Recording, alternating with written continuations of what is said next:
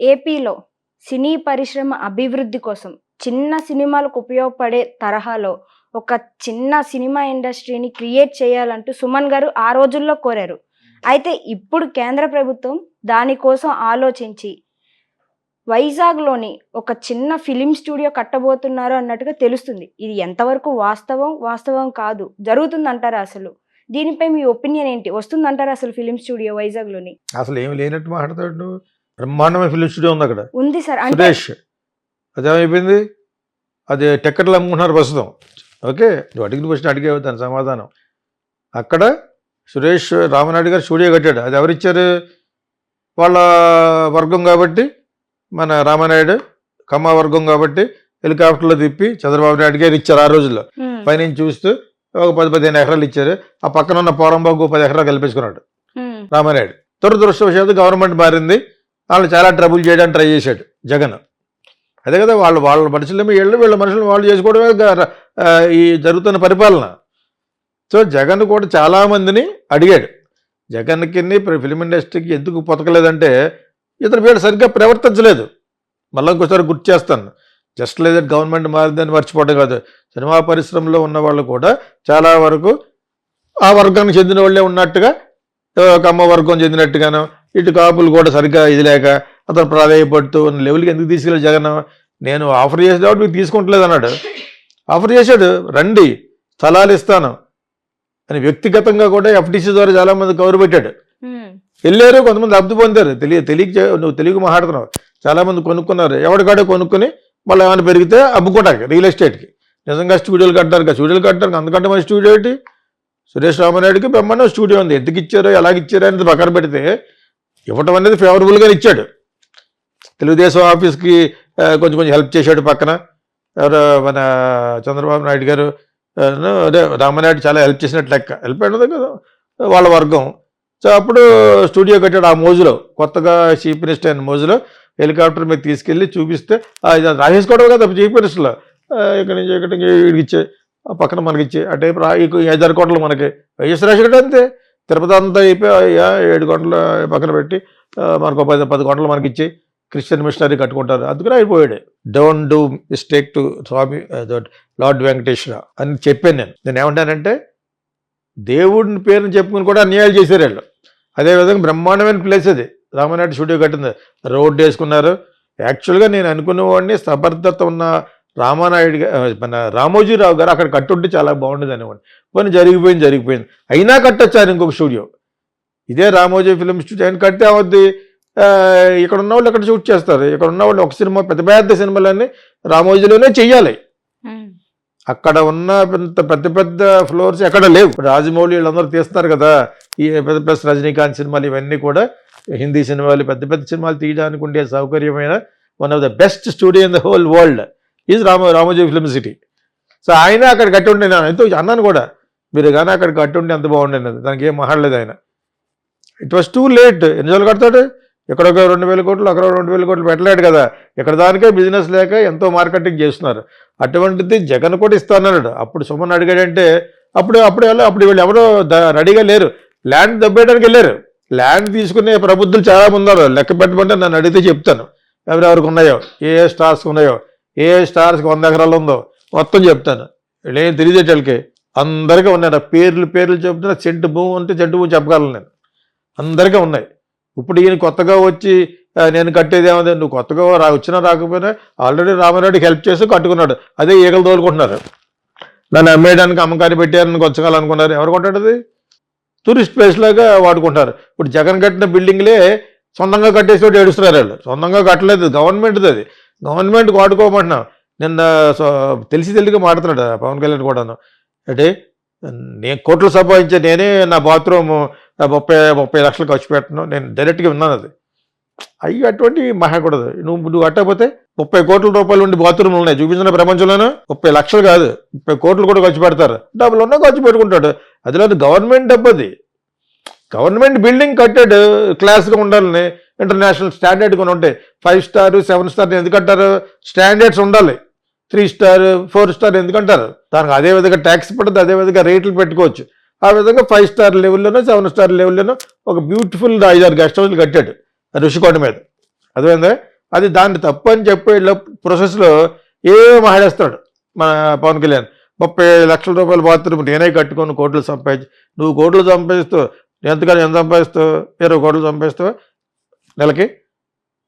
20,000 కోట్లు సంపాదించి ఉన్నారు దేశంలో. అంచేత 30 లక్షల రూపాయల బాత్రూమ్ అనేది కాదు. ప్లస్ గవర్నమెంట్ డబ్బు, గవర్నమెంట్ వాడుకోండి. ఆడు కడితే నువ్వు వాడవా? జయలలిత అనేది ఆడు కడితే నేను రాను, జయలలిత కడితే నేను రాను, అసెంబ్లీకి వెళ్ళి సొంతంగా డబ్బుల్లాగా ఇడుస్తుంది ఏగానే ఉండదు అందరి దగ్గర. గవర్నమెంట్ డబ్బులతో గవర్నమెంట్ కట్టుతున్నప్పుడు ఏ గవర్నమెంట్ ఇస్తుందో వాడుకోవాలి. ఆడు కట్టిన బిల్లు ఇక్కడ ప్రజా వేదిక ఒకటి ఉంది ఇక్కడ తెలంగాణలో.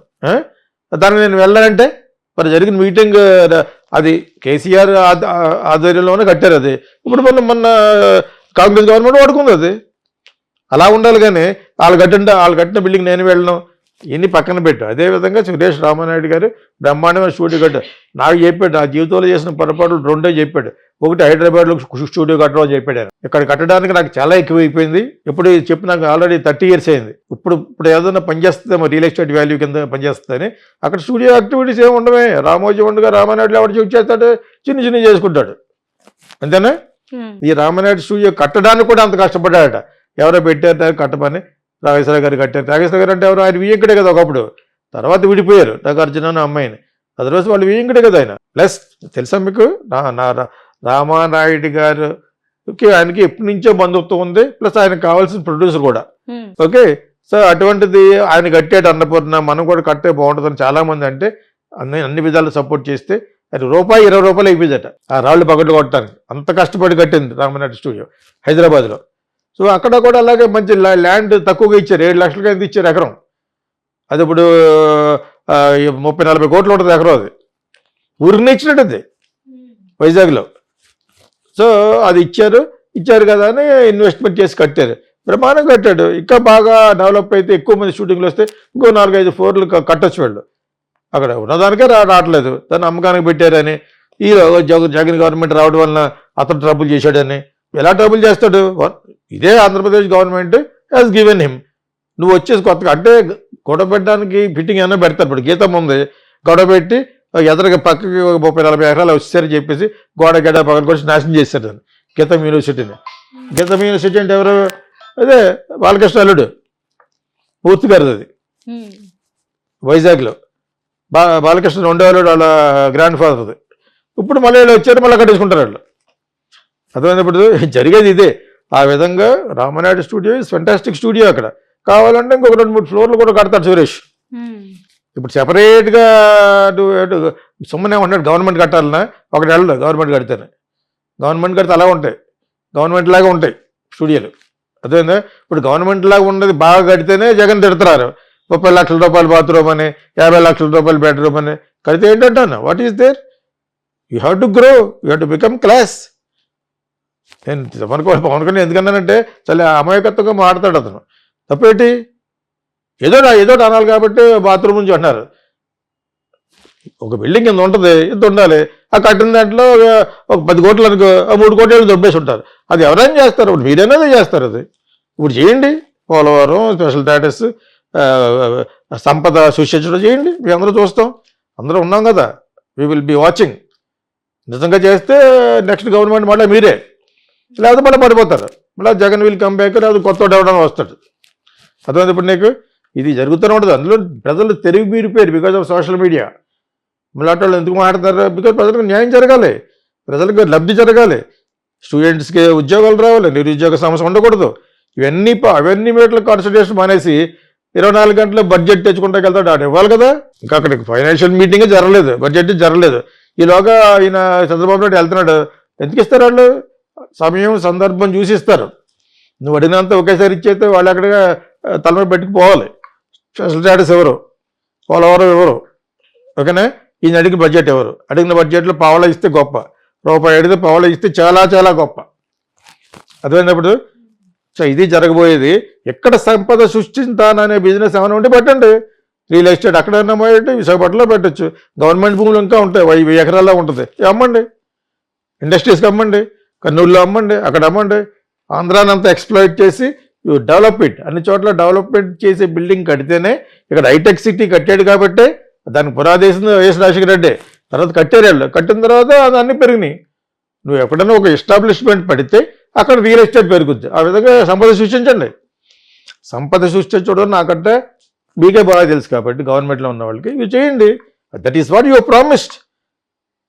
ఇక్కడ ఉన్న తెలుగుదేశం కూటమి ఉంది కదా, what have you promised to the voters? మేము సంపద సృష్టిస్తాం, జగన్లాగా అడుగు తినేటట్టుగా అప్పులు చేయమన్నారు. మరి ఇప్పుడు ఏమన్నారు, మీరు అప్పులు చేయమన్నారు. So this is what happened.